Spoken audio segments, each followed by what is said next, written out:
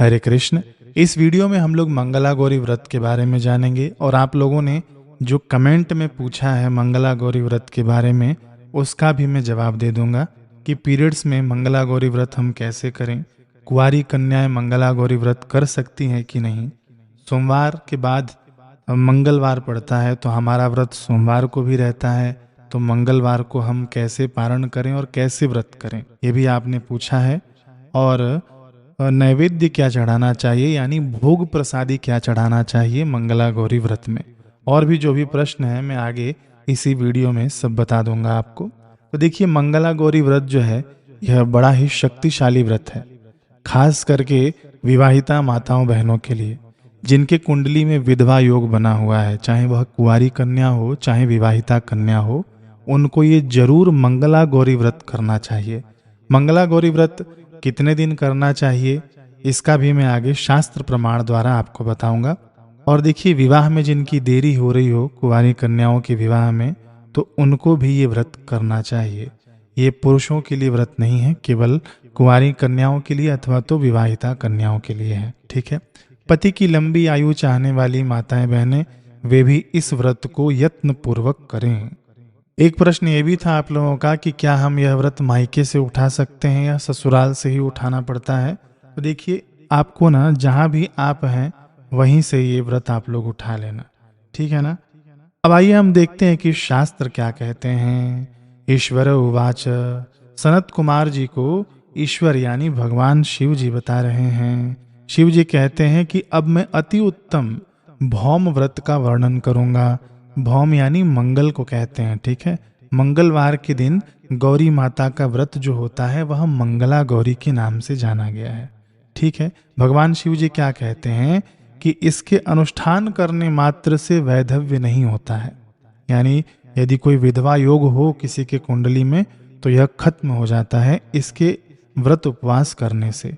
विवाह होने के बाद 5 वर्षों तक यह व्रत करना चाहिए। इसका नाम मंगला गौरी व्रत है और यह पापों का नाश करने वाला है। तो देखिए, 5 वर्षों तक यह आपको व्रत करना है। कई जगहों पर लोग बताते हैं कि 1 वर्ष तक करो, 2 वर्ष तक करो, लेकिन जो शास्त्र प्रमाण है वह मैं आपको बता रहा हूँ। विवाह अनंतरम 5 वर्षाणि व्रतमाचरेत।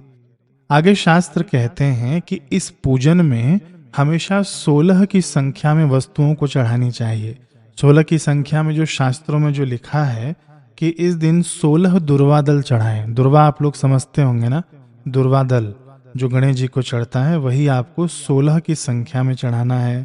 16 अपा मार्ग दल को भी चढ़ाना है। यदि मिल जाए तो चढ़ाइएगा, नहीं मिले तो कोई बात नहीं।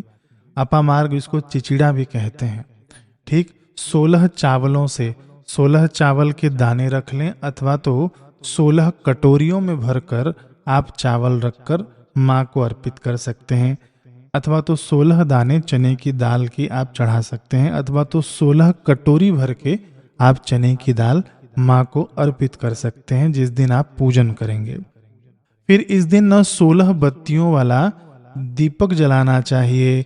कई लोग क्या करते हैं, मैंने प्रायः देखा है कि एक ही बत्ती में 4 एक तरफ 4 एक तरफ 4 कोने में 4 बत्तियां लगा देंगे, बोलेंगे ये 16 बत्तियों वाला दीपक हो गया।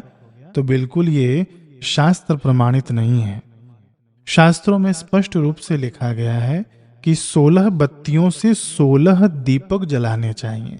एक ही दीपक में 16 बत्ती नहीं जलानी चाहिए।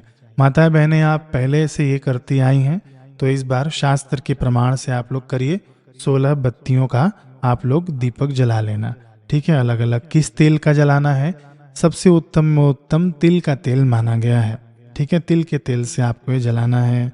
अब आपका प्रश्न देखिए आ जाएगा इसी में कि किस चीज का भोग लगाना है। शास्त्र कहते हैं कि दद्योदनम च नैवेद्यम तत्र भक्त्या प्रकल्पते। इसका अर्थ है कि दही तथा भात का नैवेद्य भक्ति पूर्वक अर्पित करना चाहिए इस पूजन में। कई लोग बताते हैं मिठाई चढ़ाओ, हलवा पूड़ी चढ़ाओ, ये सब नहीं है। जो शास्त्र कहते हैं वह आप चढ़ाइएगा, ठीक है। और किसी भी माताओं बहनों के घर में सिलबट्टा हो तो पूजन जब आप करें ये मंगला गौरी का, तब यह सिलबट्टा पूजन के स्थान पर रखने का भी विधान है, उसको भी तिलक करना चाहिए। अब देखिए पूजन कैसे करें। पूजन का वीडियो मैं अलग से क्या बनाऊं, मैं आपको ऐसे ही समझा देता हूं, आप लोग समझ जाएंगे। सबसे पहले ना आप जहां पर पूजन करते हैं रोज, है ना माताएं बहनें, जहां पर भी आप रोज पूजन करती हैं वहीं पर आप ये पूजन कर सकती हैं। अलग से चौकी आदि बिछाने की आवश्यकता नहीं है आपको। यदि आप बिछाना चाहें तो उसकी मनाही भी नहीं है, आप बिछाकर कर सकते हैं अलग से स्थापित करके। ठीक है। सबसे पहले तो गणेश जी का आप लोग पूजन कर देना, उनको तिलक पुष्प धूप दीप नैवेद्य आदि अर्पित कर देना। ठीक है, गणेश जी का प्रथम पूजन किया जाता है। देखिए पूजन में आपने गणेश जी का पूजन कर लिया, फिर उसके बाद आपको क्या करना है, माता पार्वती जी को और शिव जी को तिलक करना है। ठीक है, फिर आपको पुष्प चढ़ाना है। पुष्प में जो भी आपके पास पुष्प हो चढ़ा देना। फिर 16 दुर्वा दल जो मैंने आपको बताया था वह लाकर आपको चढ़ाना है। फिर उसके बाद आपने जो चावल रखे हैं 16 की संख्या में, जो दालें रखी हैं, जो फल रखा है हमने, फल भी आप लोग चढ़ाएं। तो एक फल मान लीजिए कोई संतरे का फल लिया आपने, है ना, तो उसको भी 16 की संख्या में ही चढ़ाना है। आम का फल लिया तो आम को भी 16 की संख्या में चढ़ाइए। इस प्रकार से जो भी आप लोग चीज वस्तु रखेंगे सब 16 की संख्या में ही आपको रखना है। ठीक, फिर उसके बाद आपको ना धूप दिखाना है। धूप तो एक ही जलाइए और एक ही दिखाइए। ठीक, फिर उसके बाद दीपक आपको दिखाना है। तो पहले आप एक दीपक से दिखा लेना, दीप दर्शन करा देना भगवान को, माता जी को। फिर उसके बाद 16 दीपक जलाकर 16 की संख्या में आप वहां पर रख देना। फिर उसके बाद आपको ना दही और भात यानी पका हुआ चावल, इसका भोग लगाना है माता पार्वती जी को, शिव जी को। ठीक, तो ये हो गया आपका पूजन। अब देखिए 16 श्रृंगार भी अर्पित करने का विधान है ना। तो 4 मंगलवार पढ़ते हैं, किसी किसी सावन में 5 मंगलवार भी पढ़ते हैं।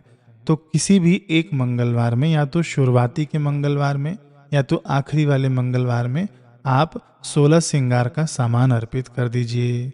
तो इस प्रकार से आपका पूजन हो जाएगा। कई माताएं बहनें कलश की स्थापना भी करती हैं, तो बिल्कुल करिए, अच्छी बात है। यदि कोई नहीं करता हो तो इस प्रकार से भी सिंपल पूजन आप लोग कर सकते हैं। लेकिन मुख्य नैवेद्य में आप ध्यान रखिएगा कि दही और पका हुआ चावल ही आपको रखना है। ठीक, पूरा दिन इसके अंदर व्रत उपवास करना है आपको। यदि भूख लगे तो आप दूध ले सकते हैं अथवा तो फलाहार ले सकते हैं। चाय और कॉफी नहीं पी जाती है, यह मादक द्रव्यों में आता है, इससे व्रत आपका टूट जाएगा। समझ गया आप लोग।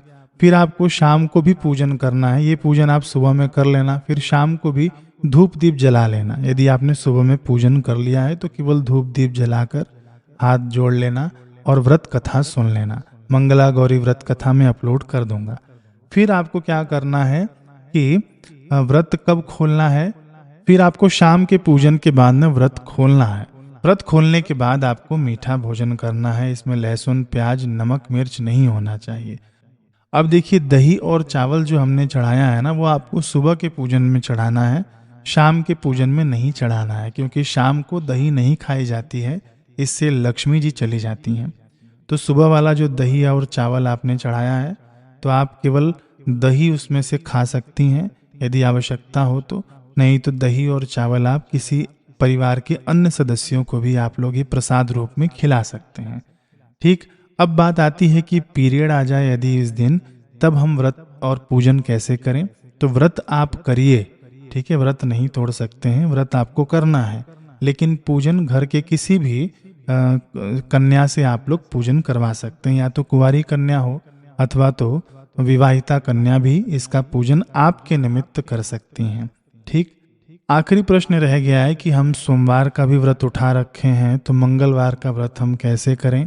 तो देखिए सावन महात्म्य में आता है, शिव जी कहते हैं कि सावन का पूरा महीना एक एक दिन बिना व्रत के नहीं बीतना चाहिए।